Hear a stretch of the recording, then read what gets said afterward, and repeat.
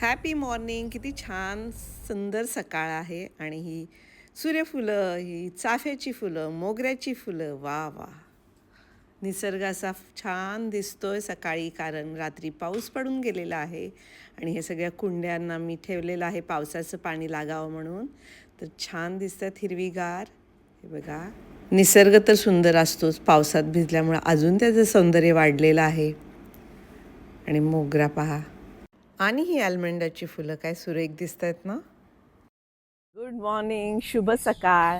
आणि world environment day म्हणजेच पर्यावरण दिनाच्या तुम्हाला सर्वांना खूप खूप शुभेच्छा. दिन फक्त शुभेच्छा देऊन चालणार नाही, तर प्रत्येक नागरिकाचं कर्तव्य आहे की आपलं पर्यावरण स्वच्छ ठेवायचं, निरोगी ठेवायचं. इतकी सारी जागा आहे, तरी पण किचन गार्डनमध्ये मी असंच वेल लावले होते हे दोडक्याचे. आणि पहा, निसर्ग असा आहे ना की तुम्ही जर त्याच्यासाठी प्रेम दिलं तर ते तुम्हाला भरभरून देतं.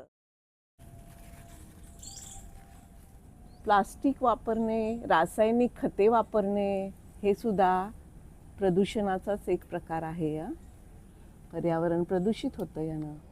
आणि परत एकदा शेपूची ही सुंदर भाजी काढून घेते, माझी सगळ्यात आवडती. आणि ह्यावेळेला मी त्याला उपटते, वरचे शेंडे नाही काढत आहे, कारण ही चौथ्यांदा मी आता काढते आहे.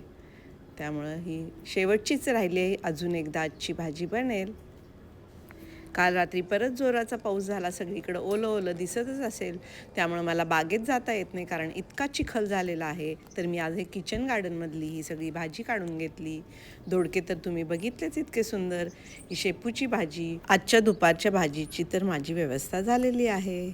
आणि हा किचन गार्डनमधला वेल किती छान फुलला आहे बघा. काकडीसुद्धा आली काकडीच्या वेलाला. आणि वांग पहा. Today's harvest.